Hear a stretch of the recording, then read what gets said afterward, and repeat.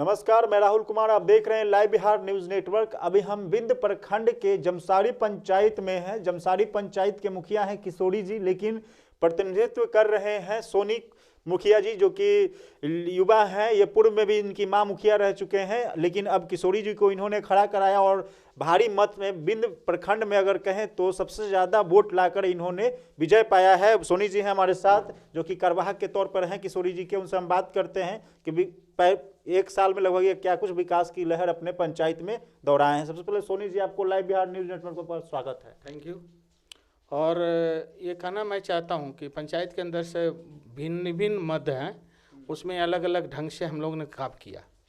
और जैसे है सिस्टम है उसमें जैसे कि अच्छा मत आपका विंध्य प्रखंड में सबसे ज्यादा वोट आप लाए हैं, विजय पाए हैं। पूर्व में भी आपकी मां मुखिया रही और पुनः आपके द्वारा किशोरी जी को मुखिया बनाया गया, तो कैसा लग रहा है? क्षेत्र में जाते थे तो क्या मतलब पूर्व में समस्या आती थी?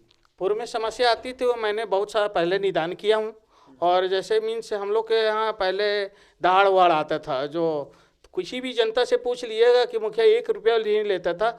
निष्पक्ष माने हम लोग वितरण करते थे और इसी आधार पे हम लोग काम किए। पूर्व में भी काम किए हैं और आज भी काम कर रहे हैं।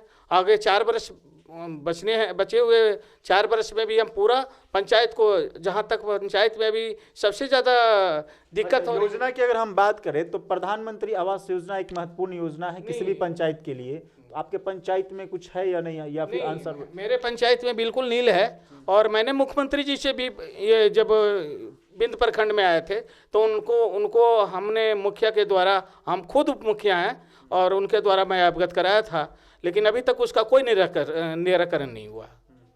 और आगे हम चाह रहे हैं कि उसमें गरीब जनता का भी जो है, और परिवार की संख्या एक्चुअली है, सरकार का नीति रहती है कि परिवार एक घर नहीं है। निम्न वर्ग के लोग हैं जो अलग अलग छोटे छोटे जब होते, शादी विवाह हो जाती, अलग हो जाते हैं। जैसे इस बार जी हुई सुखाड़ की दृष्टि, सुखाड़ में घर की संख्या लोग मांग करते हैं, सरकारी कर्मचारी, तो घर की संख्या नहीं होता है, परिवार के सदस्य बढ़ गए हैं और उसमें वंचित लोग रह गए हैं। बहुत सारे ऐसे गांव हैं अभी जो किसान वर्ग में भी हैं। बहुत लोग अभी भी बोल रहे हैं, आज भी बोल रहे हैं कि बहुत से कि हमको सुखाड़ नहीं आया।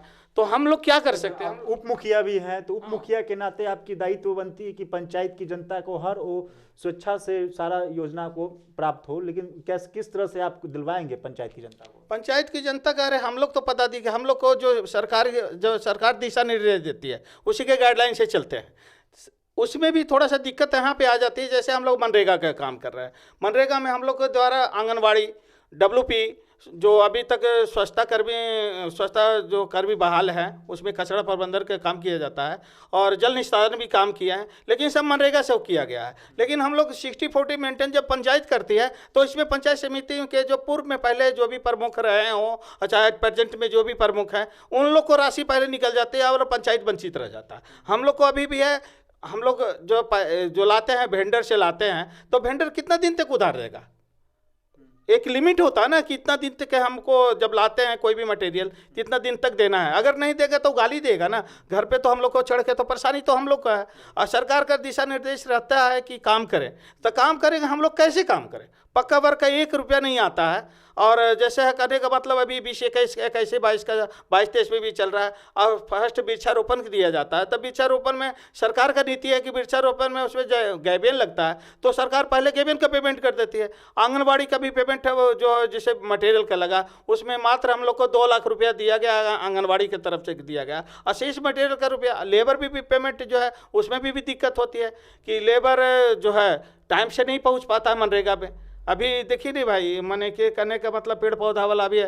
केंद्र सरकार कहाँ से कितना आती है वो तो सब लोग को मालूम है, लेकिन केंद्र जैसे देगी तब ना हम लोग के पास आएगी। केंद्र आपके पंचायत में नल जल योजना की स्थिति कहाँ है और कैसी है? देखिए, नल जल हमारे पंचायत में नल जल की स्थिति मोटा मोटी सब वार्ड में सही है। सिर्फ एक 14 नंबर वार्ड में है जो पूर्व में कराया गया था, तो उसमें 14 नंबर वार्ड में एक वहाँ 13 नंबर भी वार्ड है। तो हमको जिला से भी, माने जिला से क्या कंप्लेन आता है तो पदाधिकारी बोलते हैं, तो वार्ड मेंबर को पहले तो 2000 मेंटेनेंस में अगर पूरा जर्जर स्थिति है तो उसको 2000 मेंटेनेंस लगाने से कोई फ़ायदा नहीं। मेरे तरीके से, मेरा अपना सोच है, 2000 मेंटेनेंस करने का, जब तक उसको पूरा मरम्मत नहीं होगा, जब तक 2000 रुपया या 7000 सरकार की तरफ से दिया जाता है। ठीक है, तो ये सारी जो समस्या आप बता रही हैं, तो इसको सुधार के लिए आप कुछ सोचे हैं सरकार सरकार से कुछ अपील आप किए हैं? सरकार से अपील नहीं किए हैं, हम जो भी टेक्निकल पर्सन है मेरे पंचायत के अंदर में, तो मैंने बोला कि 14 नंबर वार्ड में नहीं है, वहाँ 13 नंबर वार्ड है, तो मैंने बोला कि उसको 13 नंबर को वार्ड को चालू कराएंगे, जल नल का फिर ठीक से बोरिंग उसको फिर से वहाँ पे करा दें, ताकि 13-14 को फिर से उसको पाइप न्यूकरण करा दिया जाए, ताकि उसको पुराने वाले को छोड़ दे। पुराने वाले को हम टच नहीं करना चाहते हैं, क्योंकि पुराने वाले जो पूर्व में मुखिया जो भी वार्ड मेंबर करा चुके हैं, हम उसमें छेड़छाड़ नहीं करना चाहते, ताकि ये नहीं लगे जनता को कि उसमें मुखिया जी गबन कर लिया। इसीलिए मैं सीधा हम टेक्निकल और बीपीआरओ सर को भी बताया था, वीडियो साहब को भी बताया था कि सर 14 नंबर से कंप्लेन है तो जरूर, लेकिन उसमें जर्जर स्थिति में है। जर्जर स्थिति तो टोटल आपके पंचायत में कितने वार्ड हैं? 14 वार्ड है। 14 वार्ड में अभी तक कितने टंकी अभी बैठे हुए हैं आपके पूरे पंचायत में?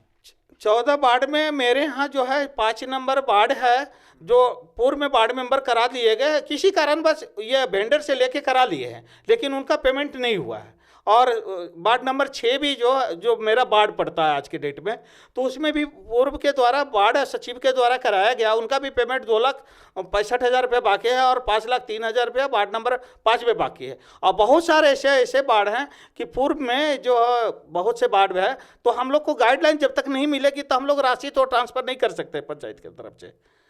जब सरकार दिशा निर्देश देगी उसी के अनुसार ना हम लोग कर सकते हैं। ऐसा तो नहीं है कि अगर सरकार कह रही है कि मुखिया को खर्च करना, हम वार्ड मेंबर को खाते में कैसे ट्रांसफर करते हैं?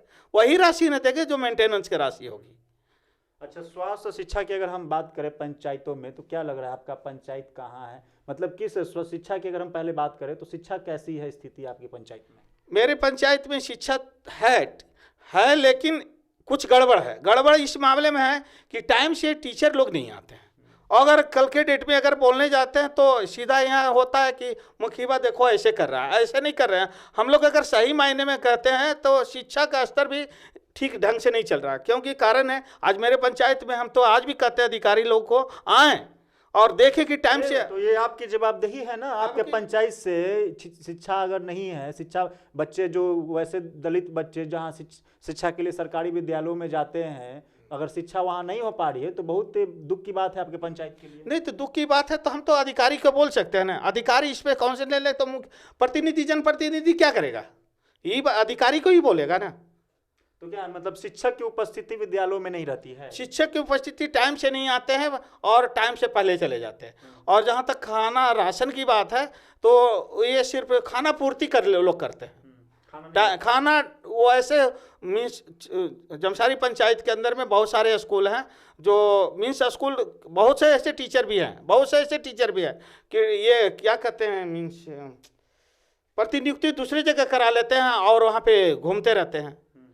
मेरे यहाँ भी हैं, अभी जो देख रहे थे मेरे से पहले सुन रहे थे, बहुत से लोग हैं जो मैंने सामान्य करा दी, मैंने BRC या पूर्व में मुखिया के द्वारा करा दिए हैं। आज वो मुखिया कर रहे थे, हम चाहते हैं कि कोई भी शिक्षक टाइम। आप शिक्षक के बारे में बता रहे हैं कि शिक्षक अनुपस्थित रहते हैं, तो क्या लगा इसके लिए कभी आपने लिखित शिकायत की है?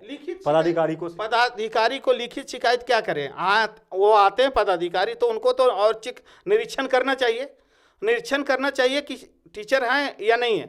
हम लोग तो देखिए बंधे हुए रहते हैं। बंधे हुए क्या रहते हैं मीन्स कहने का मतलब 5 गो किन्हीं का समाज के अंदर में रहते हैं तो 5 गो का दबाव रहता है। हम लोग दबाव में हम ही प्रॉब्लम लगा देंगे। अफसर लोग के तरफ से अफसरशाही वगैरह का भी शिकायत आती है? अफसरशाही देखिए हम ये एक चीज बोलते हैं, जैसे हमको कहने का मतलब आज भी राशन योजना जो भी है, राशन योजना पहले उन लाभुकों को मिले जिनको गरीब है। ऐसा नहीं कि हमारे को 20 बीघा खेत है, 10 बीघा खेत है, घर है, मकान है, उनको मिले, ऐसा नहीं। नियमानुसार प्राथमिकता सूची के अनुसार मिलना चाहिए। और हम आज भी चाहते हैं, आज भी कोई कहते गरीब लोग कि मुखिया जी 10 रुपया लिया, नहीं, हमसे 10 रुपया खर्च कर देंगे उनके ऊपर, लेकिन 10 रुपया नहीं। सोनी जी 4 साल का कार्यकाल अभी आपका बचा हुआ है। 4 साल में क्या लग रहा है सिस्टम आपके पंचायत में सुधरेगा, लेकिन हम अधिकारी से भी हम ये सहयोग लेना चाहते हैं, अधिकारी इस पर भी ध्यान दें। अकेले जनप्रतिनिधि क्या कर सकता है? आज मुख्यमंत्री महोदय अकेले तो कुछ नहीं करते, जब तक उनके सहयोगी नहीं कर पाएंगे तो अकेले मुख्यमंत्री जी क्या कर लेंगे? आप कहे आप हम ठीक हैं, 5 गो गलत रहेगा तो हम कितना सुधार पाएंगे? किस मतलब 4 साल में सुधर जाएगा एकदम हाँ, सिस्टम लग कोशिश रहा है, तो कर कोशिश रहे हैं। रहेगी कि 4 साल में सुधर जाए। कोशिश कर रहे हैं।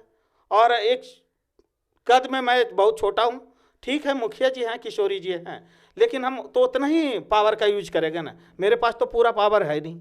अब एक वो कम पढ़े लिखे हैं, मुखिया बने हैं तो कम पढ़े लिखे, हाँ उनका सहयोग करता मैं पूरा हूँ 100%। ये थे सोनी कुमार जी जो कि किशोरी जी के कार्यवाहक भी हैं, और ये सोनी जी खुद उप मुखिया हैं जमसारी पंचायत के, जिनका साफ तौर पर बातों को सुन रहे थे किस तरह से पंचायत में विकास है, विकास इनके द्वारा जो किया गया सारे बातों को इन्होंने रखा। अगर इन पे शिक्षा की अगर पूछी गई, शिक्षा पे सवाल किया गया, तो इनका सीधा कहना है कि हमारे विद्यालय, उस पंचायत में जितने भी विद्यालय हैं वहाँ शिक्षक अपनी मनमानी कर रहे हैं, क्योंकि न शिक्षक समय से विद्यालय पहुंचते हैं, न समय से आते हैं, और बच्चा रहा बात मिड डे मील का, तो बच्चे लोग को भोजन भी सही से नहीं दिया जाता है। सहयोगी नीरज के साथ मैं Rahul Kumar, live Bihar news network.